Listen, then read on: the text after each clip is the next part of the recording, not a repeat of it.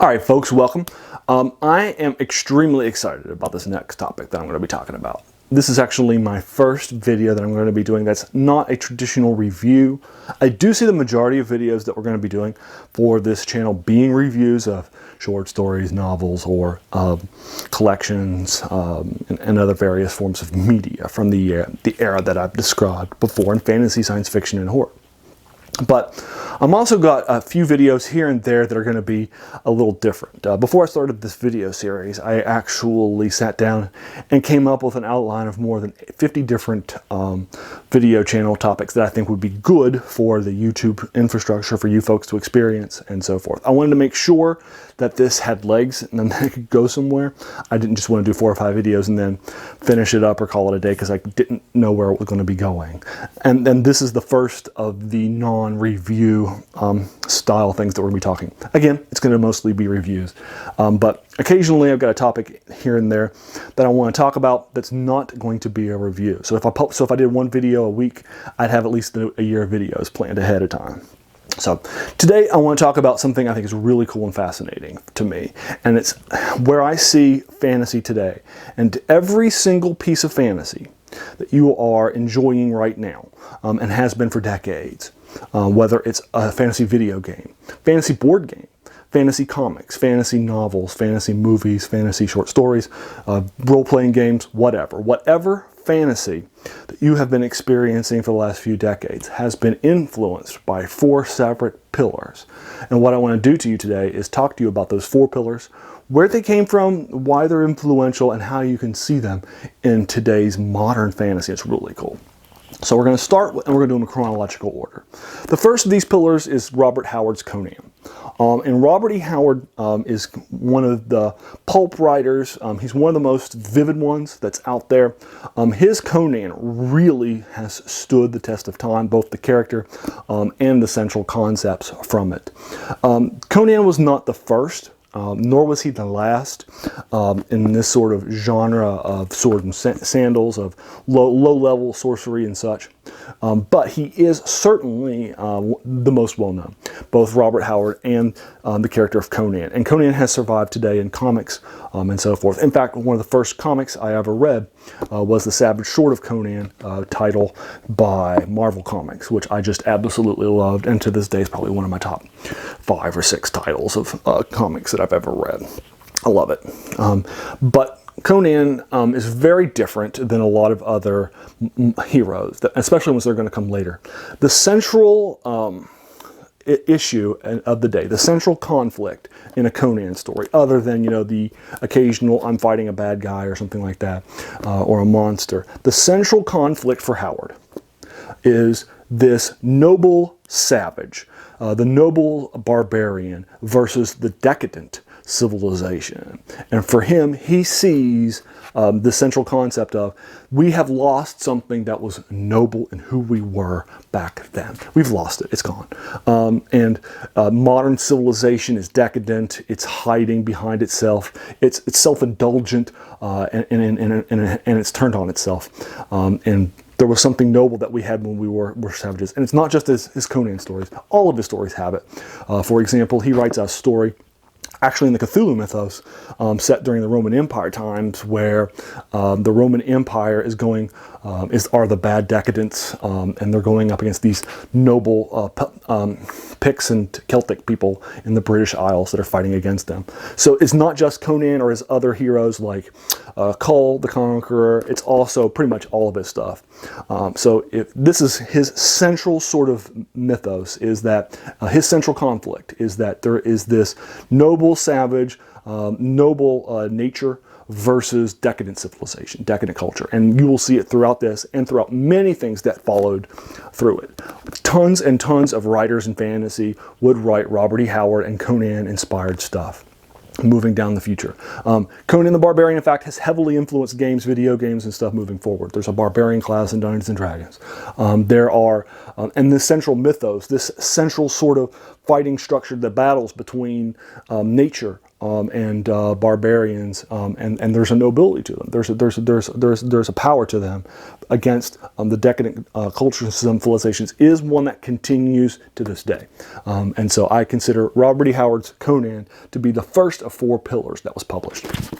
The second one is probably the easiest one for people to see. That's going to be J.R.R. Tolkien. Tolkien has a very different take for his work. And again, Tolkien is not the first one to write his central sort of conflict, his central ethos, but he is certainly the one who popularizes it, and that's this good versus evil. And for Tolkien, his entire world is good versus evil. He has races like orcs that are all evil. There's no good orcs. He has good races, bad races, and such. Everything is a conflict between good and evil. And for Tolkien, the concept of evil just isn't power. There is a seditious nature to evil. When you think you're being good, you're going to turn to evil and such. But for Tolkien, his central ethos is that there's good versus evil, and that's the central conflict of his world, and all of his characters interact in that way. And again, he's heavily influential. You're going to read lots and lots and lots of these sort of epic good versus evil struggles in works that followed. It's a central sort of ethos of the day, going through today. And you also see his characters. For example, Aragorn the Ranger has the Ranger class in a lot of video games and other places to read and such. So there's a lot of these sort of characters and influences from his work. But his ethos of good versus evil, this is the most powerful and most compelling place that it's written, and so it will also carry forward. Starting in the 50s and moving through to the 60s, instead of a central ethos of good versus evil, there was a central sort of conflict of law versus chaos. And Michael Moorcock is the person who really sort of codifies the law versus chaos dynamic. Lots of other writers are going to follow this. Writers like Paul Anderson, for example, with his 3 Lions, and many other writers during this era, like the Chronicles of Amber by Roger Zelazny, are going to have law versus chaos as its central conflict. And Michael Moorcock definitely is the one who sort of creates and codifies it. For Michael Moorcock, law is not good and chaos is not evil. They are 2 separate forces, and chaos at its extreme isn't good, and law at its extreme isn't good either. And so you want to have a balance between the 2. And Michael Moorcock has this amazing way of writing. He has created a multiverse, and actually he's the first person to coin the term multiverse, where the same incarnation of this hero called the Eternal Champion will be fighting in multiple places, the same battles over and over and over again, as a penance. So Elric, the one who I just showed you here on this Michael Moorcock story, he's the best, most well-known of these characters. But he's not the only one, and there are many, many other worlds that he writes and such. But this sort of conflict of law versus chaos, and law will give you structure and order and will help you survive, and chaos will give you arts and sort of that impulsive desire to better yourself, and so forth. And you really need both of them in balance to be good. So his central conflict is between law and chaos, kind of vying for control of these various planes. Whereas on the other hand, you had a law versus, you had a good versus evil theme in the previous one with Tolkien, and then you had sort of a civilization versus savagery from Robert E. Howard. So you have these 3 sort of central conflicts, and again, you're going to see them throughout. You'll see law and chaos throughout modern fiction of all sorts of fantasy works that you're seeing and encountering today. But it was really the 4th pillar, and this one's a little bit outside the box. It's not a book in a traditional manner. But the 4th pillar, I think, is absolutely one who kind of brings it all together and has modernized fantasy, and that's Gary Gygax with his Dungeons & Dragons game.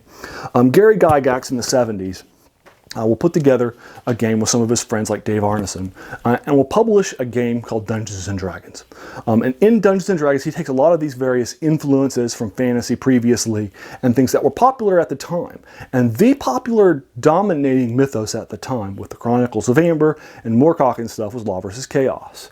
So the first alignment system is not good versus evil, but law versus chaos is the first alignment system that's in this game.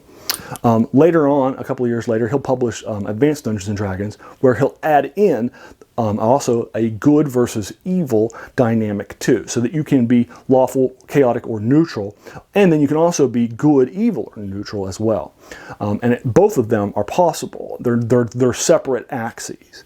And just like Tolkien had, good versus evil, and just like Moorcock had his chaos versus law, in Gygax's world, all of those are various battles that are happening at the same time, which gives you a potential of 9 different sort of worldviews, or what he calls alignments. And these 9 different alignments, from somebody who's both law and good, to somebody who's both chaotic and evil, to somebody who's lawful and evil, and so forth, somebody who's neutral on both. And these sort of 9 sort of alignments have defined everything that has come along since then. Characters have been written in these 9 alignments. Entire books have been written around these characters with these 9 alignments. And so, for example, R.E. Salvatore has a popular character, bad guy, in his series of the Drizzt Do'Urden series in the Forgotten Realms. He's an assassin called Artemis Entreri. Now, the assassin is somebody who's hired and to kill people. So that's not that's obviously not going to be a good or even a neutral. He's definitely within the evil camp, but he won't kill somebody he hasn't been hired to kill or who doesn't get in his way. He has a code. You can get along with him. You can work with him, and so forth. So he's lawful. He's not a chaotic evil person who will just turn you over or just will kill for fun. He only kills people that are in his way, that he's paid to, and so forth. It's a lawful sort of evil. So he's a very different kind of traditional. Antagonist than your traditional chaotic evil bad guy. Similarly, one of his protagonists is Regis, who's actually not good at all. He's not evil, he's neutral in terms of good and evil, he's chaotic on the other side, and that's Regis. He's a halfling. Regis has a magical pendant that he will use to charm people, and then when he will use that pendant to take control, to get the best deal in negotiating an agreement, to stay in the best house in the area, to get people to vote, to get himself elected to a council, and then to have the council vote his way. He doesn't use it to torture people or to take all your money or to have your wife sleep with him. He's not doing it for evil reasons, but he's not doing it for good reasons either. He's doing it for selfish reasons. He has friends that he protects, but not a lot of them. He doesn't go out of his way to be altruistic and help people that he just comes across. He doesn't use his amulet in productive ways to help society or better society.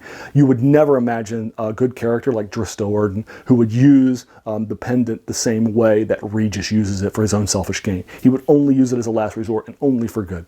And that's kind of the difference between the 3. You can see Artemis Entreri as an evil person, and you can see Regis as a neutral person, and Drizzt Do'Urden as a good person. And these characters are written with these alignments in mind, these characterizations in mind, these multiple battles and angles of how the good versus evil, the chaos versus law, these different sort of vectors intersect. And every single fantasy work that has come in since, whether it's a video game, board game, whatever, has had this sort of these 4 pillars in mind, whether it's the sort of Robert E. Howard Conan's one, or whether it's the Gygaxian sort of bring it all together and putting it together in a framework in Dungeons & Dragons that has hugely influenced modern fantasy. So I wanted to kind of give you my framework, these 4 pillars that I see as upon which all of the modern fantasy works that are out there today kind of sit on as their foundation. So tell me what you thought in the comments below. Do you agree with my 4 frameworks? Do you disagree? Do you think one of them was inappropriate, or is there a 5th one I don't know about, or would you have assigned somebody a different pillar? I'd love to hear about it in the comments below. Also, again, if you enjoyed this video, I really appreciate it if you hit the subscribe button down there. There's going to be a lot more content to come. And once again, thank you so much for your time.